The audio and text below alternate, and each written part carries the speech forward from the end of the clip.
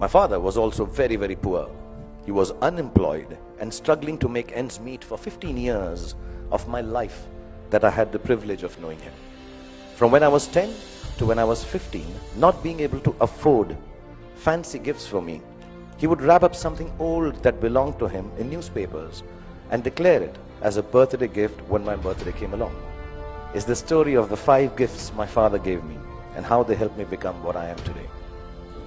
When I was 10, my father gave me an old chess set. Chess is a reflection of life, they say, and as cliched as it sounds, it's probably true.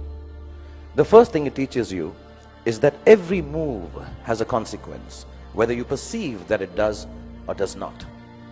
Nothing you do, not a single moment, is empty of living. So think of things through, not always, but often enough, so your life does not feel as black and white and as uniform as the squares on a chessboard. Sometimes in order to move forward, you might need to take a few steps back. And there's no loss in doing something that hurts in the short run, but proves worthwhile in time. One of the most precious gifts my father gave me was an Italian typewriter. To use a typewriter well, you needed diligence. One wrong letter and the whole exercise had to be started all over again. We used something called Typex to erase our mistakes in those days. So we had to learn how to move our fingers accurately, to make words out of thoughts with efficiency, and do it over and over again till we got it just right. As an adult, I have come to understand that there is nothing of more value than your capacity for diligence and your ability to work hard. If you can outwork your adversaries, whatever you're doing, do it once.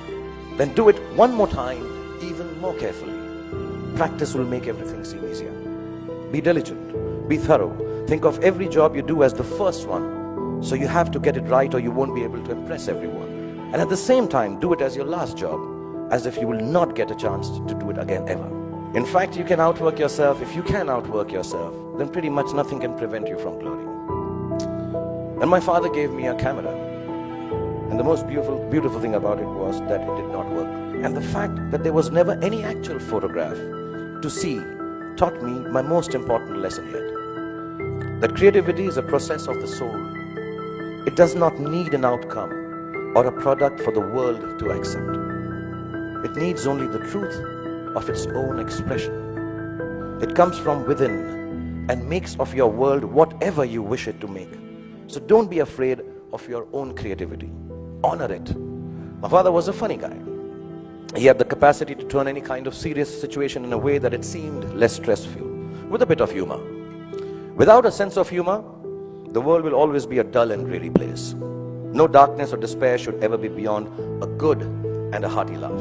It makes you braver to face ugliness because it changes your perspective.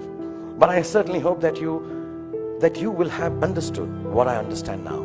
What I'm referring to is what counts as the most beautiful and final gift that my father gave me. I only realized it was a gift on the day he died, when I was 15 years old. A gift your parents have given to you already. Yes, the singularly most exquisite gift you and I have been given is the gift of life itself. There is nothing that marks a man or a woman out from the ordinary more perfectly than grace. Grace is the consciousness that life is bigger than we are, and therefore our gratitude for it must match its vastness. It is the understanding that everyone we encounter, whether they are loving towards us or offensively abrasive, is a human like we are. It is knowing that experiences shapes human beings, and no matter how good we are at something or how successful we may become, we are never better than the other person.